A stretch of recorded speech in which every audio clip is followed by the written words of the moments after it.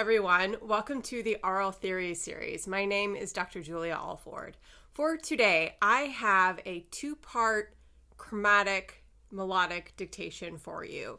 And we are particularly going to make use of the augmented sixth interval that is common in chromatic harmonic dictations. So French, German, Italian, our focus is going to be on that augmented sixth interval, so it could be any of them. So let's get started. So you'll want to copy down what we have on the screen.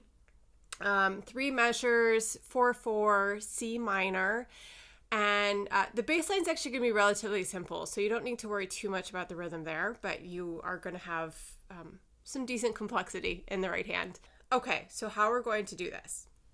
We'll do one listening for the rhythm in the left hand. Like I said, really simple. You should be able to get it in one listening. We will do 2 listenings for the rhythm in the right hand. And then you'll pause. You'll make sure you have all the rhythm. And if at any time you want to pause, please do. I encourage it. And you can also go to the description below and you will find time code for each listening. You can jump backwards, or if you have it, you can jump forward and just get to the end and see the answer. Okay, so after we have the rhythm, we'll actually break the dictation in half, and I'll talk about when we get there and the listenings we're going to do from there. So let's start with the rhythm. So if you don't already, pause, get your manuscript paper all set up. You want to make sure you have your rhythm marks and all that kind of stuff. And actually, before we begin, let's do an overview listening. Okay, so you want to listen to the whole thing, see if you can hear where the chromatic pitches are, and kind of the overall structure for it, and see if there's anything you can glean from just a simple overview listening. Or just put your pencil down, count out loud, and listen to it. It's a good way to just get a sense of everything, settle in, take your shoes off, get comfortable. Okay, here we go. 3E and 4E and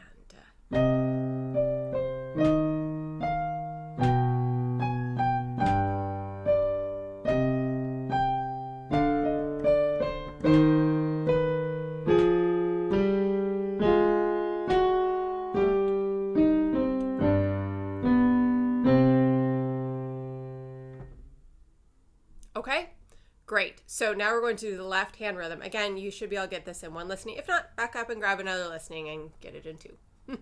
Okay, 3E and 4E and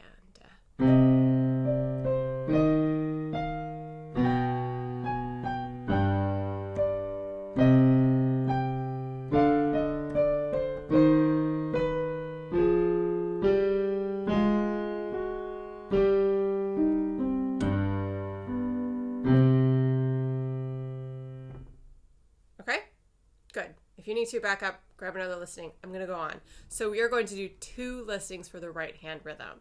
So try and get it in one and then use a second listening to fill in any gaps and check your work. Okay. 3E and 4E and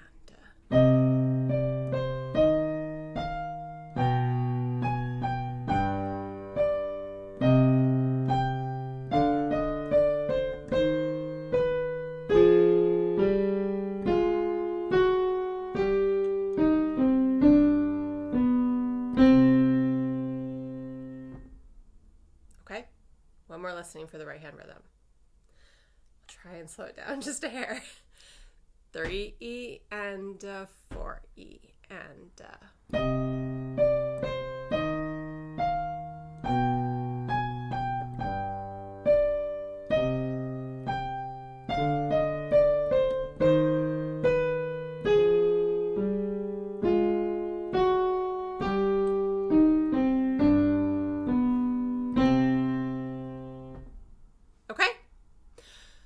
Good. So now at this point, pause the video, convert all of your rhythm marks into note values, and then come back and we're going to dig into the melody. Okay? Go do that. Come back. Okay. Good. Welcome back. So now what we are going to do the first full measure, and then we are going to do the second measure and stop on beat 3. So you'll get beat 3, and then that's it. Okay? So let's do the left hand. How about we'll do 2 listenings for the left hand. Now, it skips. There's a lot of skips and leaps, but listen for do to come back. So it starts on do. Listen for when it comes back, and that will help you get your bearings around where it's going. Okay, good. 3E and 4E and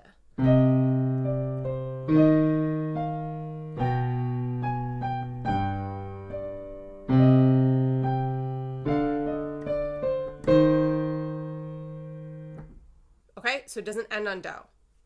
There you go. One more listening. 3E and 4E and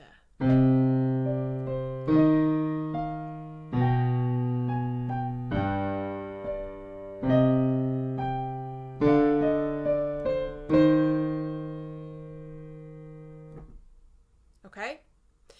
I'm going to put, if you need more listenings, back up. I'm going to put the bass line up. So let's actually we'll write it together. So do, me, ti, sol, do, re, me. Okay? If you're familiar with harmonic dictation, which hopefully you have some knowledge of it, this whole section is tonic expansion, right? So a good thing that will help you as you're going is to analyze. So if you have the bass line, you want to create a little bit of an analysis. So what's the most logical chords to happen, especially, if it opens with a tonic expansion type motion, then you'll have that. So here we have a 1 chord, and then a 5, and then a 1, probably some kind of passing 6/4 or maybe 7 diminished 6 to a 1/6. Okay, so use that to your advantage when getting the right hand. Okay, right hand. We'll do 3 listenings. 3E and 4E and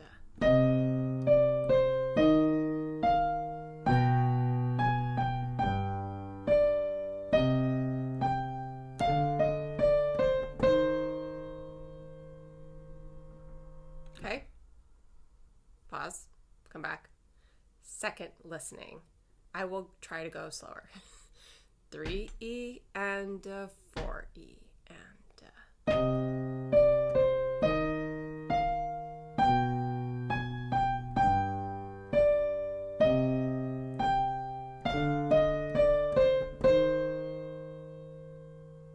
okay. Before you do anything else, check what you have. Try to sing it back. Grab more listenings if you need to. And also look at your vertical harmonies. So remember we did that harmonic analysis. So what notes would go well with a 1 chord? There's probably some passing tones, right? But especially if you have a leap, it's probably leaping to a chord tone. Okay, so take a minute and do that. Come back. We're going to do the third listening. So I want you to be singing it back to me. Okay. 3E and 4E and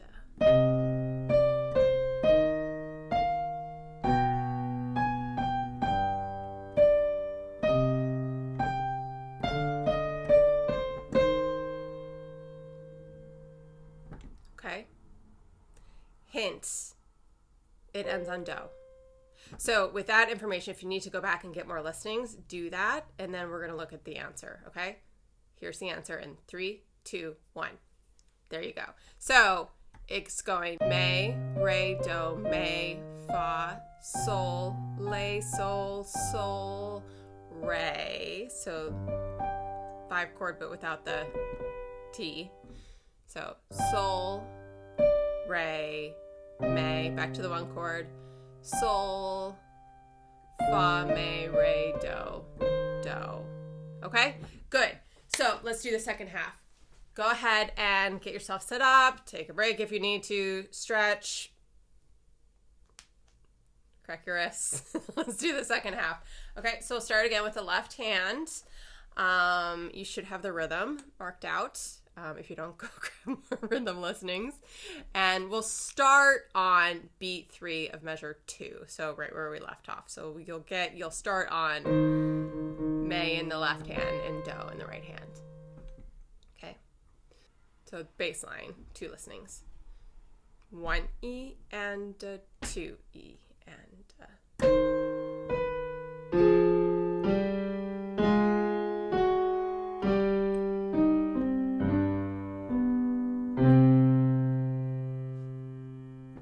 okay. So hopefully you got those last 3 notes. Okay. Second listening. 1E and 2E and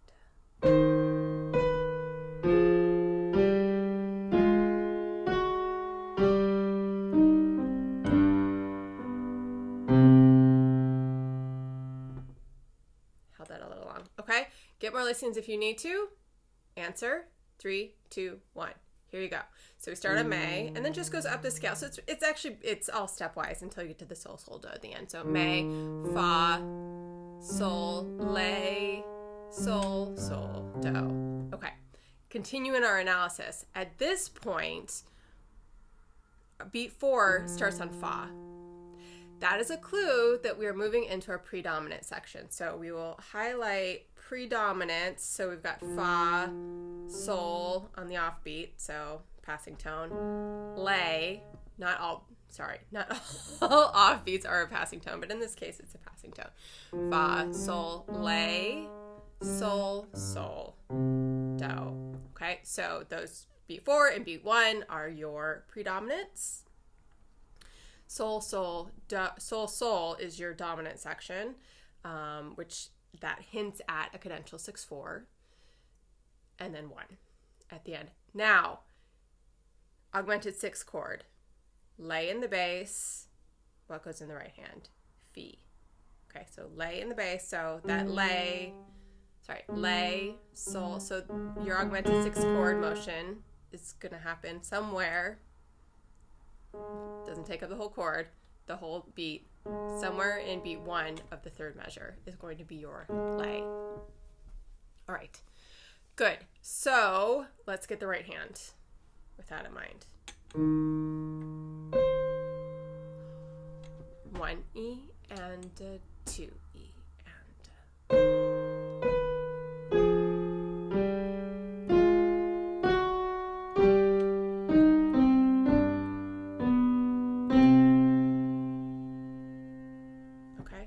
we'll do 2 more listenings. So, but if you sing it, do, do, do, and then there's a skip, where does it make the most sense for it to skip to?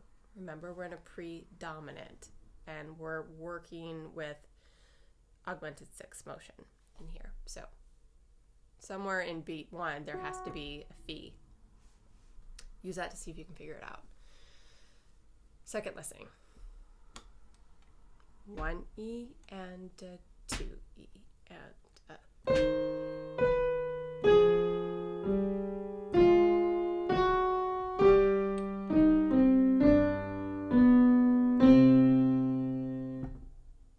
okay. Pause. Get more listenings if you need to. Use this last listening, this third listening for the right hand to check your work. Okay. Last time. 1 E and 2 E and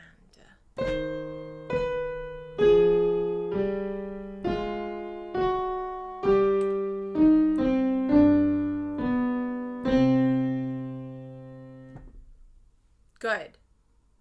Let's get the answer. 3, 2, 1. Here you go. So we're going do, ti, lay for your 4 chord. Fa, fi. There's your augmented 6 interval, which has to, so the augmented 6 has to resolve out to sol, which it does. And here's our cadential 6/4, 5, 1. Okay, great. I hope that brought you a little bit of clarity on how the augmented 6 interval / chord can work in melodic dictation.